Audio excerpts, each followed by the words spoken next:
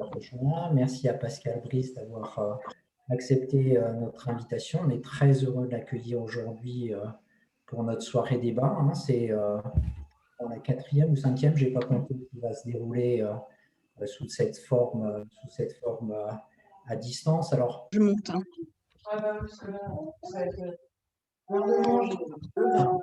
Donc, peut-être des précisions techniques dans un premier temps. Ce que je vous demanderais, c'est peut-être au cours des interventions de fermer les micros et de ne les rouvrir que quand vous devez intervenir. Sinon, on risque d'avoir du mal à gérer l'ensemble. Vous avez toujours aussi la possibilité, quand ce sera le temps du débat, soit de poser votre question en direct en levant une petite main, mais vous avez aussi normalement, un fil de discussion-réaction. Vous pouvez aussi poser les questions par écrit. Je prends la précaution de dire que cette soirée débat, comme les précédentes, sera enregistrée pour qu'on puisse mettre à disposition un replay à ceux qui n'auront pas pu assister ce soir. Donc, si ça vous pose une difficulté d'apparaître éventuellement à l'écran en posant votre question, vous avez justement ce fil de discussion où nous faire savoir que vous ne souhaitez pas que votre image soit diffusée. Donc, je suis très heureux de vous accueillir tous donc, au nom du réseau Chrétien Immigré, que vous connaissez peut-être déjà tous. Donc, je rappellerai très brièvement ce que fait le réseau. Le réseau a deux activités parallèles, mais qui communiquent entre elles et qui s'alimentent respectivement. Une activité de terrain en lien avec nos amis, aussi bien à travers un cours de français langue étrangère, une permanence juridique avec la CIMAD, les dîners du goût de l'autre, donc cette partie présence et action sur le terrain, et puis toute une partie de réflexion, de sensibilisation autour de ces différentes questions de migration, qui permet à la fois d'incarner concrètement, personnellement, individuellement, ce qu'on a tendance parfois à présenter de façon trop massifiée, parce que c'est à chaque fois des destins, des histoires particulières, mais aussi d'en regarder l'aspect général et l'aspect politique. Et c'est comme ça que le réseau avance depuis maintenant de nombreuses années. Et les soirées telles qu'on les organise là ont vocation justement, grâce à nos grands témoins, à enrichir, à alimenter notre réflexion et cette dimension de sensibilisation. Donc on est très heureux d'avoir cette nouvelle soirée. Je laisserai bien sûr Pascal Louis se présenter plus complètement que je ne saurais le faire. Vous avez été ex-directeur général de l'OFPRA, vous êtes aujourd'hui président de la FAS, donc la Fédération des acteurs de la solidarité, et on était très intéressés pour vous écouter dans un premier temps. Donc je vais vous passer directement la parole pendant une vingtaine de minutes, c'est ce qu'on avait envisagé, je crois, et puis qu'on puisse ensuite lancer le débat et les questions sur un timing qui devrait venir vers 19h30. On verra s'il y a possibilité, besoin ou pas de prolonger un peu. Voilà pour lancer notre soirée. Je vous donne directement la parole. Merci beaucoup. Merci à toutes et à tous de m'accueillir ce soir dans votre cercle. Je suis heureux de retrouver certains visages connus que je salue à nouveau et de pouvoir partager avec vous quelques constats et quelques lignes. Vous le disiez, moi j'ai donc quitté l'OFPRA à la fin 2018, après l'avoir dirigé pendant 6 années. Et au fond, je retrouve à la Fédération des acteurs de la solidarité, que je préside depuis le mois de septembre dernier, les mêmes constats avec une acuité renforcée. Je dirais que c'est vraiment ce qui me frappe. Je ne vous cache pas que j'aurais été heureux de ne pas avoir à me préoccuper à nouveau autant de la situation des étrangers en arrivant à la FAS. Si les choses fonctionnaient normalement, je ne devrais pas tellement avoir à le faire. Puisqu'au fond, nous devrions avoir, j'y reviendrai sûrement pour terminer mon propos, nous devrions être dans une situation où les associations, les structures qui adhèrent à la FAS, alors pour certaines d'entre elles, accueillent des étrangers, notamment des demandeurs d'asile ou des personnes réfugiées, mais dans leur immense majorité, leur vocation est d'héberger des personnes dans ce que l'on appelle le système de droit commun, d'accompagner à la rue, de les héberger. Et au fond, si nous étions dans un système qui fonctionne à peu près normalement, encore une fois, je devrais avoir à me poursuivre mon engagement à titre personnel, parce que ça, c'est mon choix personnel, auprès des personnes étrangères, parce que je crois que la question de la place des étrangers parmi nous est une question centrale, mais j'aurais souhaité ne le faire qu'à ce titre-là. Or, en tant que président de la FAS, je retrouve, et je le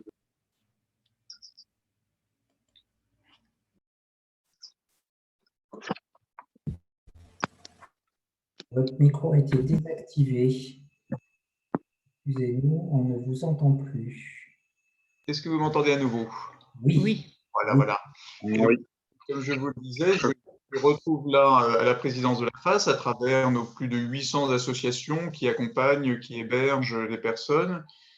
Ces questions-là, partout où je vais, en tant que président de la FAS, depuis maintenant le mois de septembre dernier, à chaque fois que je vais dans des accueils de jour, à chaque fois que je vais dans des centres d'hébergement, à chaque fois que j'accompagne des équipes à la rue, je retrouve très largement des personnes de nationalité étrangère livrées à elles-mêmes et livrées à des impasses. Et c'est pour moi un constat extraordinairement préoccupant. Il est en soi, parce qu'il s'agit de la dignité de femmes, d'hommes, d'enfants. Il est aussi parce que, je pense que vous verrez directement ce dont je veux parler, je vois bien le trouble qui habite celles et ceux qui, dans notre pays, les accompagnent, que ce soit à titre bénévole ou à titre professionnel, parce que cette impasse, nous sommes tous pris dans ces impasses-là. Et je considère que dans un moment de crise sociale dans le pays, c'est encore plus préoccupant parce que nous savons tous très bien ce qu'historiquement donne une société confrontée à des fragilités sociales et culturelles, comme c'est le cas de la société française et un peu partout en Europe et ailleurs dans le monde dans la période. Et lorsque, au milieu de ce trouble culturel et social, la question de la place des étrangers n'est pas prise à bras-le-corps. On sait très bien ce que ça donne. Et c'est la raison pour laquelle moi je suis particulièrement mobilisé et préoccupé et que je continue à l'être, même si encore une fois, en tant que président de la FAS, j'aurais été très heureux de pouvoir faire le constat que ce qui fut mon combat comme directeur de l'OFPRA ne devrait plus l'être qu'à titre personnel. Il est aussi en tant que président de la FAS parce qu'encore une fois, non seulement nous avons des adhérents, des associations, des grandes, des petites, des moyennes en région parisienne et partout en France qui accueillent, qui hébergent, qui accompagnent. Surtout, nous avons de très nombreuses structures dont ce n'est pas forcément la vocation qui, aujourd'hui, sont dans l'accueil de personnes étrangères parce qu'elles n'ont pas la place qu'elles devraient avoir dans le dispositif qui est normalement prévu pour cela. Et c'est donc un constat, comme je vous le disais, qui m'inquiète. Au fond, j'ai pu constater lorsque j'étais à l'OFPRA, et je ne parle plus de la même position. Je suis toujours la même personne, j'ai toujours les mêmes convictions, la même éthique, je fais probablement toujours les mêmes erreurs que je faisais dans le passé, j'espère réussir quelques petites choses comme peut-être je l'ai fait dans le passé, mais lorsque j'étais directeur de l'OFPRA, j'étais le responsable d'une administration en charge de l'instruction de la demande d'asile. Désormais, je préside une fédération d'associations qui accueillent, qui accompagnent et qui hébergent. Ce n'est pas le même propos, même si, encore une fois, ils se fondent sur les mêmes réalités, sur les mêmes convictions et sur les mêmes engagements. Mais le constat que je fais, c'est que ce que j'avais perçu déjà à l'époque, jusqu'au moment de mon départ à la fin 2018, et la réalité est que mon départ de l'OFPRA à la fin 2018 était lié à ce constat. Le constat qui voulait que je voyais combien l'accès au séjour dans notre pays, ce système-là était sans cesse un peu plus bloqué. Et ma préoccupation, c'est que je vois combien, depuis la face, encore une fois à travers ce que je vois partout dans les associations, les structures dans lesquelles je me rends et ce qu'elles me disent, que ce blocage est de plus en plus puissant. Que nous avons de plus en plus de personnes qui se retrouvent dans des impasses juridiques et dans des impasses humaines. Alors même, vous le savez, que nous ne sommes pas du tout dans une situation d'arrivée massive de personnes étrangères dans notre pays.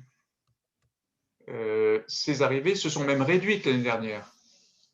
L'année dernière, où j'ai d'ailleurs fait le constat, je ne vous cache pas qu'il m'a été pénible, que au moment du premier confinement, nous sommes quand même dans un pays, et vous devinez combien en tant que directeur de ancien directeur de l'OFPRA, c'est quelque chose qui m'a affecté. Nous avons quand même eu de facto une suspension pendant plusieurs semaines dans notre pays de l'accès à la demande d'asile, alors qu'il s'agit d'un droit de nature constitutionnelle. Ceci ayant d'ailleurs été réitéré par le Conseil d'État il n'y a pas si longtemps. Et nous sommes donc dans cette situation de blocage à plusieurs niveaux. Je le vois d'abord sur la question de l'asile. Ce que j'avais déjà dénoncé lorsque j'étais directeur de l'OFPRA, sur le plan des règles européennes, s'aggrave. Les conséquences du système dit de Dublin pour la capacité des personnes à accéder à la demande d'asile dans des délais raisonnables est quelque chose qui dysfonctionne gravement. J'en avais fait le constat publiquement à plusieurs reprises lorsque j'étais à l'OFPRA, et ça ne s'arrange pas. Et vous le savez bien, lorsque l'on va dans les rues, dans les campements, l'on retrouve beaucoup de personnes qui sont dans ce labyrinthe de la procédure Dublin et qui embarquent dans ce système, embarquent dans son labyrinthe, non seulement les demandeurs d'asile qui sont concernés, mais aussi les travailleurs sociaux, les bénévoles qui les accompagnent, mais aussi les fonctionnaires des préfectures. Parce que les fonctionnaires des préfectures sont embarqués dans le même labyrinthe. Et je le dis en tant qu'ancien patron d'administration. Lorsque vous demandez à des fonctionnaires de passer l'essentiel de leur temps à constituer des dossiers qui n'aboutissent que dans 10% des cas, ça ne peut pas produire des conditions de travail satisfaisantes et des conditions d'accueil satisfaisantes. Donc, le constat que j'avais fait sur ces dysfonctionnements, il est toujours là. J'ai eu le plaisir de voir que la présidente de la Commission européenne les avait fait siennes en indiquant qu'il fallait que ce système de Dublin disparaisse. Les propositions de la Commission européenne, on pourrait y revenir, même si je sais que ça suscite du débat, je les trouve pour ma part positives, sauf que rien ne bouge. Et rien ne bouge, notamment parce que pour l'instant, les principaux États membres de l'Union, à commencer par la France et l'Allemagne, continuent à défendre ce système de Dublin contre toute rationalité. Donc là, on a un élément de blocage du système qui perdure en ce qui concerne la demande d'asile. On a toujours une insuffisance des capacités d'hébergement, puisque vous savez qu'en dépit de l'augmentation alors très marquée du nombre de places d'hébergement depuis une dizaine d'années en France, on a toujours à peu près un demandeur d'asile sur 2 à la rue, ce qui est tout simplement inacceptable. Ça, ce sont les éléments qui concernent la question de l'asile. Mais nous avons toujours aussi des problèmes pour les personnes qui ont le statut de réfugié. Je me souviens d'avoir, aux environs de 2015, découvert les premiers réfugiés protégés par l'OFPRA dans les campements. Eh bien, ça ne s'est pas arrangé. Vous savez qu'on a encore des personnes qui ont le statut de réfugié et pourtant ont les plus grandes difficultés d'accès au logement. Et ceci n'est pas étonnant dans un pays et s'aggrave au moment où nous avons une panne du logement social. Et où toute la population, y compris les populations réfugiées, sont confrontées à de grandes difficultés, notamment dans les principales agglomérations, pour accéder au logement social. Et puis, on a, de manière générale, un blocage de l'accès au séjour que je constate. Je vais y revenir. Lorsqu'encore une fois, je me rends dans les centres d'hébergement, désormais des adhérents de la FAS, il n'y a pas un déplacement où je ne rencontre pas quelqu'un qui m'explique être entré dans le centre d'hébergement avec un titre de séjour et l'avoir perdu, faute de pouvoir accéder aux services publics compétents pour le renouvellement. C'est-à-dire qu'aujourd'hui, ce blocage, il ne porte plus seulement sur l'accès au séjour pour des personnes qui sont dans les critères du droit au séjour. Je ne parle même plus, même si j'y reviendrai, d'élargir ce droit au séjour et ses critères parce que je le crois nécessaire. Mais là, je vous parle simplement de renouveler des titres de séjour. Et je pense que nombre d'entre vous sont confrontés à ça avec des personnes concernées. On a aujourd'hui toute une série de personnes qui attendent le renouvellement de leur titre de séjour et qui l'ont donc perdu, faute de pouvoir avoir le rendez-vous qui convient en préfecture. On a donc des niveaux de blocage qui deviennent de plus en plus puissants et de plus en plus préoccupants. Et ma préoccupation, elle est toujours la même, c'est que tout ceci suscite des situations d'indignité pour les personnes étrangères concernées. Je le dis, je le redis également pour les personnes qui les accompagnent, notamment, mais pas seulement dans nos associations. Mais je considère que c'est aussi facteur de désordre. Et c'est cela, moi, qui me frappe beaucoup. C'est-à-dire que celles et ceux qui prônent ces politiques, parce qu'en réalité, ce sont des choix qui sont là. Ces choix, ce sont des choix de dissuasion, plus ou moins assumés, plus ou moins conscients, mais qui sont toujours les mêmes. C'est-à-dire l'idée qu'au fond, il ne faut pas qu'il y ait trop d'étrangers dans le pays, donc on ne va pas trop bien les accueillir, comme ça ils ne viendront pas. Alors, on sait tous que ça n'a jamais fonctionné comme ça, mais qu'en plus, ça accentue le désordre. Les campements, les gens à la rue, je considère que c'est une faute, d'abord pour les personnes concernées, mais également pour les riverains, pour les quartiers et pour la cohésion sociale du pays. On est pourtant dans cette situation de blocage et on a le plus grand mal, et je vous le dis, en tant que président de la FAS, j'ai un dialogue tout à fait fluide avec la plupart des départements ministériels et des ministres de ce gouvernement. Nous n'avons pas de dialogue sérieux avec le ministère de l'Intérieur.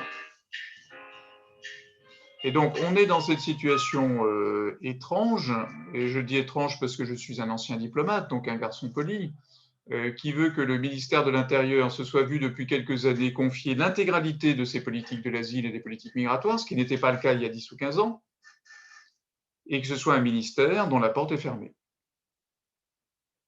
Ce qui pose un vrai problème de mise en œuvre de ces politiques et du fonctionnement des uns et des autres. Alors j'en termine en disant que face à tout cela, je pense qu'il existe des solutions.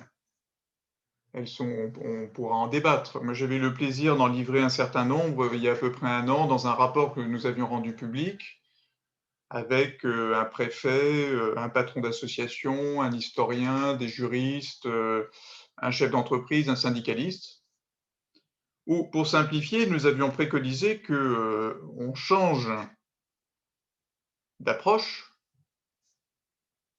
et que plutôt que d'être sur des stratégies dissuasives, on soit sur des approches qui veulent que lorsque les gens aient droit au séjour, ils l'aient rapidement. Et que pour cela, on respecte pleinement le droit d'asile sur le plan de l'accompagnement et de l'hébergement, et notamment qu'on arrête de faire trader les gens de manière indéfinie, alors évidemment avec une dimension européenne particulièrement importante, que l'on ouvre le droit au séjour dans des conditions de critères clairs et transparents pour des personnes qui ne relèvent pas du droit d'asile, mais qui sont dans des situations de détresse humanitaire, ce qui existe dans certains pays, qu'on appelle la protection humanitaire, et qui devrait d'ailleurs comporter une réflexion urgente sur la question des déplacés environnementaux, qui devient une question de plus en plus présente en réalité, et puis que l'on ouvre de manière là encore claire, transparente et maîtrisée l'accès au travail, parce que je suis quand même frappé partout où je vais de voir que en réalité les besoins dans les entreprises sont là. On sait notamment qu'on a souvent des drames liés à de jeunes personnes étrangères qui ont en réalité une formation professionnelle, voire même un contrat, voire une perspective de contrat, et pourtant qui font l'objet de décisions d'expulsion, alors même que les besoins existent dans les entreprises. Voilà, donc moi j'en reste à ces constats qui étaient les nôtres à quelques-uns ou à quelques-unes il y a à peu près un an, parce que, encore une fois, j'en termine par là, je suis inquiet de la situation dans laquelle nous sommes. Encore une fois, un pays qui connaît une crise sociale, et en tant que président de la FAS, je suis, comme certains et certaines d'entre vous ici, bien placé pour en parler. Cette crise sociale, elle est profonde. Elle frappe notamment les jeunes, elle frappe certains territoires. Elle comporte aujourd'hui des risques de décrochage sociaux et territoriaux. Que dans ce contexte-là, qui est aussi un contexte depuis de longues années de doutes culturels, d'incertitudes identitaires, que dans ce contexte-là, on laisse la question de la présence des étrangers sans prise en charge politique, administrative et avec l'ensemble de la société claire, ferme, volontariste, c'est, à mon sens, un vrai risque que l'on prend. Donc voilà à peu près, pour lancer la discussion, les quelques constats que je pouvais partager avec vous.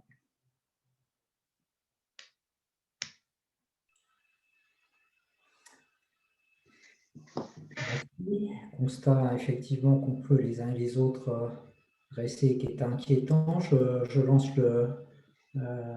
le débat. N'hésitez pas, donc soit en direct, soit dans le fil de réaction. J'avoue que je n'ai pas regardé s'il y avait déjà des questions qui étaient dans le fil de discussion.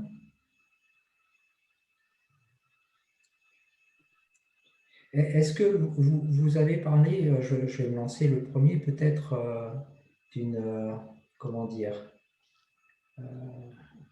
une fermeture du ministère de l'Intérieur sur ces questions-là? Est-ce que vous sentez que dans d'autres ministères, ministère du Travail, vous évoquiez la question du travail qui est effectivement peut-être une des revendications majeures qu'on pourrait avoir, ce droit d'accès au travail. Et je me souviens d'ailleurs qu'à une époque, même le patron du MEDEF avait marqué une certaine ouverture sur cette question-là. Est-ce que vous sentez que dans d'autres ministères, il pourrait y avoir un petit peu plus d'ouverture ou c'est finalement, vous le disiez, de façon consciente ou inconsciente, un mot d'ordre général que tous les ministres suivent ou peu ou prou? Non, je pense que les ministres sociaux, pour faire simple, sont très conscients de ce que je vous dis là. Quand j'en parle avec elles, les unes et les autres, je vois bien qu'elles sont très conscientes de cela. Et surtout d'ailleurs, mais je l'ai redit d'ailleurs il n'y a pas très longtemps au Premier ministre, des conséquences de cette politique ou de cette non-politique pour leur propre politique. Quand vous êtes ministre du Logement et qu'en fait rien n'est fait pour que la question de l'accès au logement et d'hébergement soit faite pour les populations étrangères, vous en payez les conséquences sur votre propre politique. Quand vous êtes ministre du Travail et de l'Emploi et que vous êtes comptable de la capacité des entreprises à satisfaire leurs besoins en termes de salariés et que vous en êtes empêché, vous avez subissé aussi les conséquences de cela. Lorsque vous êtes ministre de la Ville, bref, toutes les autres politiques subissent les conséquences de ça. Et donc, les ministres en charge le savent. Mais vous avez en réalité une forme d'autocensure parce que c'est le ministère de l'Intérieur depuis 10 ans qui pilote. Et ça, moi, je redis, comme nous l'avions dit dans ce rapport, qu'il est urgent de changer ce dispositif-là. Il faut revenir à une approche interministérielle des politiques migratoires et de l'asile, telle que ça existait il y a une dizaine d'années. Mais aujourd'hui, c'est le ministère de l'Intérieur qui donne le ton et rien ne bouge. Je vois une question de Maryse Fischer. Je ne sais pas si vous voulez la poser en direct ou je le fais pour vous. Il faudra allumer votre micro. C'est toi, Bruno, qui peut. Voilà. Oui, il faut ouvrir le micro, effectivement. Il faut ouvrir le micro Voilà, quand on parle. Voilà. Devant cette situation de blocage, la question qui se pose, c'est que peut-on faire, nous, comme citoyens, quelques-uns engagés dans des ONG ou dans des associations, voilà. Qu'est-ce qui est en notre pouvoir? Qu'est-ce que vous attendez de nous, quoi? Bon, moi, je ne me permettrai pas d'attendre de vous, mais quoi que ce soit, mais je vais vous dire ce que j'essaie d'attendre de moi. Parce que je connais trop ces situations depuis maintenant, ça fait maintenant une petite dizaine d'années, hein, et j'étais trop partout dans le pays et je continue plus que jamais à l'être en tant que président de la FAS au contact de celles et ceux qui sont confrontés à ça pour faire la leçon à qui que ce soit. Hein, mais moi, alors je vais vous dire ce que j'essaye moi de m'imposer à moi-même dans cette affaire. Je pense que nous avons deux écueils auxquels il est facile et tentant de céder ou de tentation. Et tout nous pousse à ça. et c'est pour ça que j'insiste souvent sur ces risques-là. Il y a un risque de découragement et il y a un risque de radicalisation. Et en fait, on nous pousse à ça. Alors, le découragement, on voit bien. On voit bien que, encore une fois, moi je vois ça partout, c'est-à-dire que même les personnes les plus engagées, même les associations et que vous connaissez bien, parfois sont prises de découragement, parce que c'est un mur. C'est-à-dire que quand j'explique aux membres du gouvernement que le système de l'accès au séjour est bloqué, on me dit, ah bon, mais alors où? Alors, on se demande si les gens sont bien renseignés, s'ils maîtrisent leur administration ou s'ils se moquent du monde. Lorsque, vous le savez bien, vous accompagnez des personnes qui vont pendant 18 mois traîner dans les procédures Dublin, lorsque vous avez, comme à l'heure actuelle, des gens qui attendent des semaines et des mois avant d'avoir un rendez-vous par des plateformes téléphoniques qui ne marchent pas, avec des services publics qui ont été à l'arrêt, tout ça est profondément décourageant. Moi-même, lorsque je suis sans cesse saisi de cas particuliers, je finis par ne plus savoir comment faire. Puisque à une époque, alors ce qui est terrible, c'est que maintenant nous en sommes à regretter l'époque où les préfets avaient un pouvoir discrétionnaire sur l'accès au séjour. Parce qu'au moins, ils l'utilisaient. Eh ben, on est dans ce paradoxe qui veut qu'aujourd'hui on regrette cette époque parce qu'aujourd'hui ils ne l'utilisent que très peu. Parce que tellement ils sont sous contrôle et sous surveillance. Donc, je pense que vous pourriez les uns et les autres certainement donner 100 exemples de ce qui risque de nous décourager. Donc, évidemment, ne pas nous décourager. Enfin, je pense que si nous sommes tous là ce soir, c'est notamment que nous refusons de nous décourager. Et pour ma part, je n'ai pas l'intention de me laisser décourager. Bon, mais je dirais que ça, c'est le premier élément. Le deuxième risque, c'est celui de la radicalisation.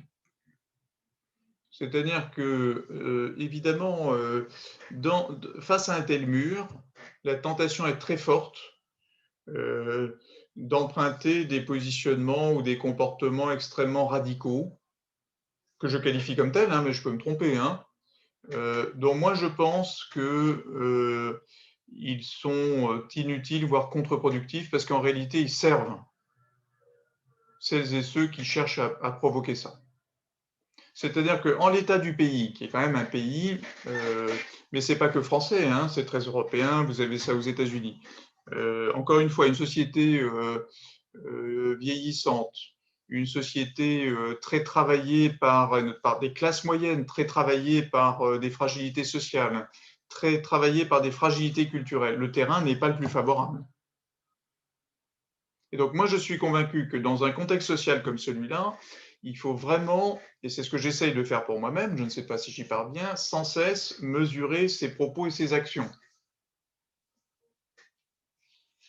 Moi, je redis, mais je vais sûrement choquer certaines et certains d'entre vous, que moi, je ne demande jamais des papiers pour tout le monde.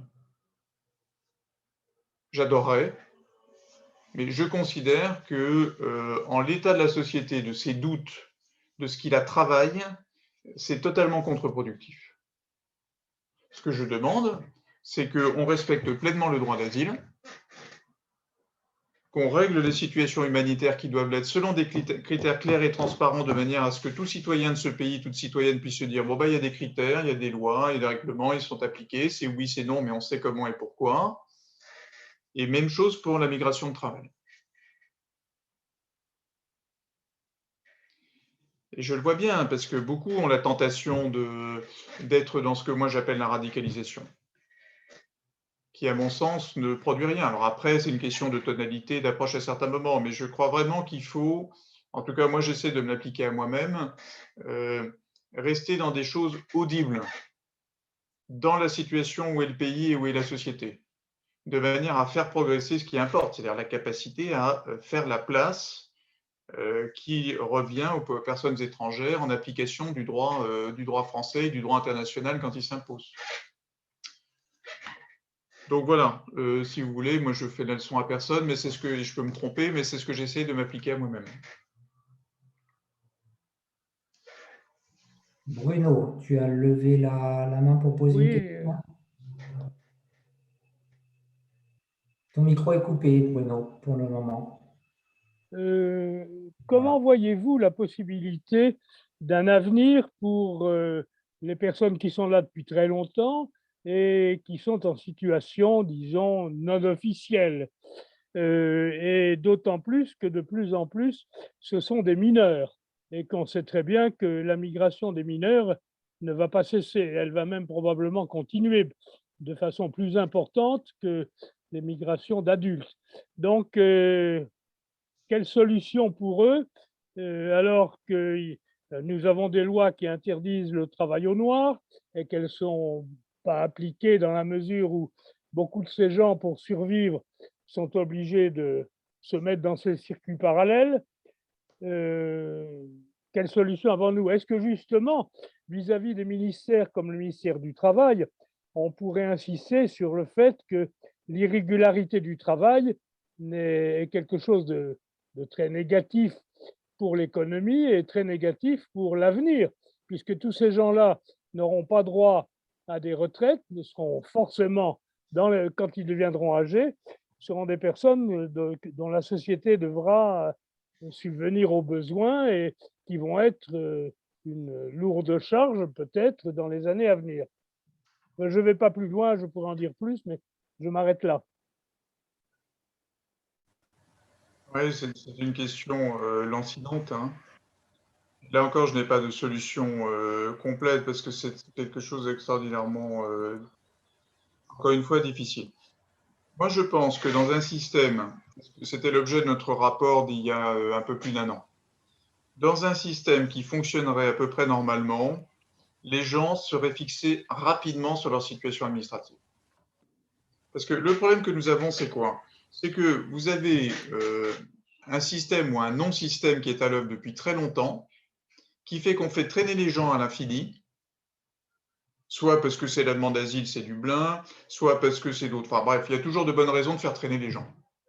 Et vous vous retrouvez après dans des situations inextricables. Pour tout le monde, d'abord pour les personnes, mais aussi du point de vue du respect du droit, ça devient totalement inextricable. Donc, encore une fois, pour moi, l'objectif, et c'était un propos collectif dans ce rapport, nous disions qu'il faudrait qu'en 6 mois, l'administration ou le juge soit tenu de statuer sur la situation administrative des personnes au regard du séjour, en changeant de logique, c'est-à-dire que là où aujourd'hui, en France, l'administration ne statue que sur les éléments qui sont transmis par le demandeur. Donc si la personne demande l'asile, on va s'occuper que de l'asile. Alors que dans d'autres pays, et c'est ce que nous préconisons, l'administration, lorsqu'elle doit statuer, regarde d'elle-même l'ensemble des critères. Et puis en recours, le juge fait pareil. Donc nous devrions être dans un système, et ça suppose des moyens administratifs, mais surtout une logique différente, qui voudrait qu'en 6 mois, toute personne demandant un titre de séjour soit fixée sur sa situation.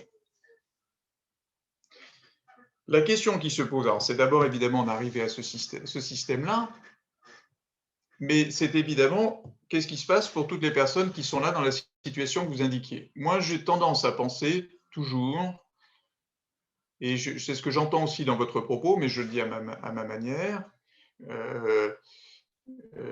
qu'il faut pouvoir établir du droit au séjour selon des bases claires et transparentes. Moi, je pense qu'il faut que dans ce pays, les gens se disent, encore une fois, il y a du droit, il est appliqué. Parce que je pense qu'il n'y a rien de plus pernicieux qu'une situation où il y a du droit, il n'est pas appliqué ni dans un sens ni dans un autre. Et c'est pour ça que je pense qu'il faudrait pouvoir régler la situation des personnes sur la base de l'asile, sur la base d'une protection humanitaire à mettre en place. Et ça, c'est notamment, il y a beaucoup de gens dans ces situations-là aujourd'hui, dans les situations que vous évoquez, et également à travers la migration de travail, parce que je partage ce que vous dites, qui est qu'il y a notamment des responsables syndicaux qui travaillent beaucoup sur ces situations-là, de manière à sortir les gens. Je pense notamment à quelqu'un de la CGT, Marilyn Poulain, qui fait ça en région parisienne, que je vous recommande beaucoup. Vous avez également des gens de la CFDT qui travaillent là-dessus pour accompagner les gens vers le séjour, parce qu'ils sont dans des situations d'illégalité. Alors après, vous avez 2 types de situations, d'après ce qu'ils expliquent.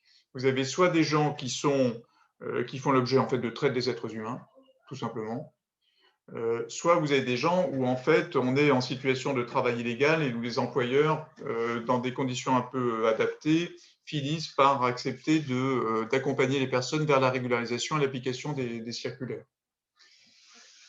Donc voilà, moi je n'ai pas la réponse à cela parce que c'est compliqué, mais je redis que pour moi, un système qui fonctionnerait serait un système où les gens seraient rapidement fixés sur leur droit au séjour. Et évidemment, vous avez deviné et compris que dans mon propos et dans notre propos, il s'agit d'ouvrir le droit au séjour, notamment à travers la création de la protection humanitaire et en ouvrant la migration de travail sur des bases, là encore, claires et encadrées. Et d'essayer de régler un maximum la situation des personnes qui sont là de longue date. Mais enfin, ça fait toujours l'objet de discussions compliquées parce que il faut pouvoir articuler l'un et l'autre et que ça n'est pas simple. Je vois une question de Jacques de Jean. Jacques, si tu veux la poser en direct. Ou sinon, je m'en fais le relais. Oui, vous avez parlé de comportements radicaux. Qu'est-ce que vous en... Enfin, c'est quoi ces comportements radicaux? C'est ce que j'évoquais tout à l'heure, mais je voudrais vraiment pouvoir être bien compris. Hein. Ce n'est pas un jugement de valeur. C'est pas un radicaux au sens de la violence. Je pointais plutôt que des comportements radicaux, je dirais que nous sommes les uns et les autres poussés à la radicalisation sur nos positions en la matière. Et notamment, moi, je vous redis que en ayant le plus grand respect pour les personnes qui portent cela, parce que je vois très bien d'où ça vient et combien j'aimerais pouvoir avoir la même position, je pense que l'idée d'une régularisation générale absolue pour tout le monde et des papiers pour tout le monde est contre-productive. Je pense que ça n'aide pas. Mais encore une fois, je le dis en respectant pleinement celles et ceux qui portent ces positions. C'est pour ça que je ne dénonce pas des comportements radicaux. Je m'inquiète de voir que le mur auquel nous sommes confrontés peut pousser soit au découragement, soit des formes que je qualifie de radicalisation des positions. Et alors là, à ce moment-là, pour moi, il n'y a pas d'issue. Voilà, c'était ça mon propos. J'ai une autre question. Je voulais juste réagir en disant que enfin, je partage totalement ce que vous dites et sur la préoccupation qu'on doit toujours avoir de ne pas se faire plaisir au risque effectivement d'être totalement contre-productif dans ce qu'on défend, tout en ayant le sentiment que la marge de manœuvre sur ce qu'on peut porter comme idéal se réduit peu à peu à proportion de la fermeture toujours de plus en plus grande sur ces questions-là. Donc, tout en partageant, je trouve que c'est une voie qui est parfois particulièrement étroite et qui devient au fur et à mesure du temps de plus en plus étroite. Mais effectivement, c'est une précaution, je pense, si on veut être utile et efficace, qui est nécessaire. Je vois des questions. Catherine Taleb, je vous laisse la parole. En fait, c'est moi. Oui, mon message est parti un peu vite. Donc, en fait, voilà, vous parlez de nouvelles règles, d'une autre logique, je suis bien d'accord avec vous, une autre logique et de règles claires. Et donc, je voulais vous demander ce que vous pensez de la logique du CESEDA.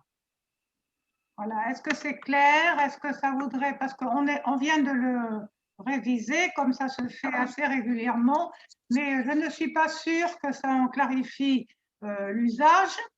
Et voilà, c'est un code d'exception, malheureusement, enfin, et que certains partenaires, vous avez peut-être la FASTI dans vos associations, et vous savez sans doute qu'ils font une campagne pour faire connaître ce code et ses effets pervers, et que c'est un code d'exception qu'il faudrait peut-être revoir et abroger. Mais avant de l'abroger, prenons conscience de ce qui existe et de ses dérives, en fait. Voilà. Alors, je voulais savoir ce que vous en pensez. Ouais, je partage ce que vous dites. On l'a écrit d'ailleurs dans ce rapport dont je vous parlais. Là, moi, j'étais très frappé quand quand on en a discuté dans le groupe, dans ce qu'on a appelé ce collège de praticiennes et de praticiens, les juristes qui étaient avec nous disaient qu'il n'y a pratiquement aucun droit qui soit aussi complexe dans notre pays que celui des étrangers. Hein, c'est ce que vous dites. Hein. C'est-à-dire que là, en fait, on a un cumul de plusieurs choses. On a d'abord une stratification à l'infini de couches de droits les unes après les autres, puisque comme vous le savez, on a une loi sur ces questions-là pratiquement tous les ans. Donc, évidemment, tout ça s'accumule et devient totalement illisible. Et puis, alors moi, je ne suis ni complotiste, ni paranoïaque, mais enfin, encore une fois, à plat, je redis qu'on est dans des logiques de dissuasion. Et du coup, bah, on a ça dans l'état actuel du droit. Et donc, l'une des conclusions, je pense que c'est ce que vous envisagez aussi, c'est évidemment que l'on simplifie à l'extrême ce code. Et donc, c'est pour ça que, par exemple, je vous disais, nous, ce que nous préconisions, c'est de fixer une règle et de dire, bah voilà, en 6 mois, c'est oui ou c'est non. Et c'est oui selon tel ou tel critère de droit que nous proposons d'ouvrir, hein, pour la plupart, et encore une fois, en imposant à l'administration et au juge de regarder d'emblée l'ensemble des critères. Voilà, et donc oui, il faudrait pouvoir, je crois, nous avons besoin d'un CESEDA, puisque je fais partie de celles et ceux, à tort ou à raison, qui pensent que dans une démocratie, on est en droit de dire qui a le droit au séjour ou pas, dans le cadre du droit international, hein, c'est-à-dire de l'asile, du droit à la vie familiale, etc., etc., mais que dans ce cadre-là, une démocratie a le droit de fixer des règles et de les faire respecter. Simplement, ces règles doivent être compréhensibles, lisibles, et je vous confirme que c'est délétère en fait pour tout le monde. C'est d'abord délétère pour les personnes étrangères concernées, mais encore une fois, ça l'est aussi, vous le savez, vous le vivez certainement, pour celles qui accompagnent à titre professionnel ou bénévole, et pour les fonctionnaires. Ça, je me permets de vous le redire à chaque fois en tant que fonctionnaire. C'est aussi totalement décourageant pour des fonctionnaires. Enfin, c'est un droit qui est devenu totalement incompréhensible pour qui que ce soit.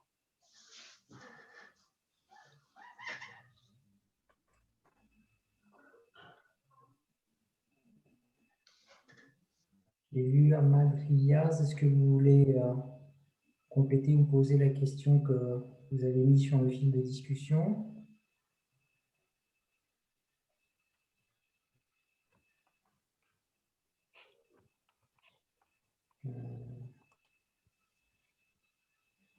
Sinon, Maryse, je vous repasse.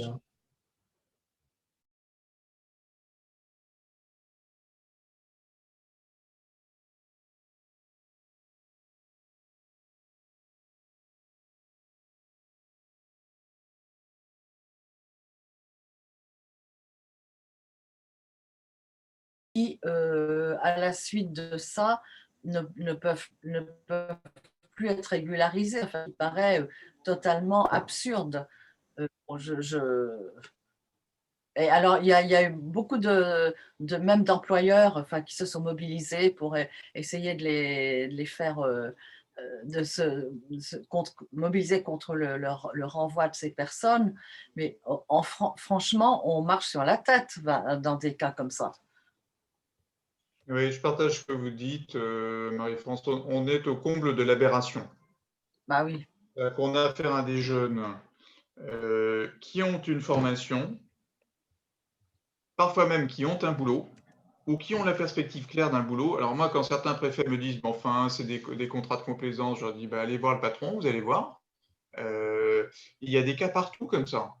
On a le cas d'un boulanger à Besançon, si j'ai bonne mémoire. Chez moi, en région parisienne, il y a aussi un cas du même ordre. On est au comble de l'aberration. C'est-à-dire qu'on a des besoins dans les entreprises, notamment dans les PME, hein, dans l'artisanat.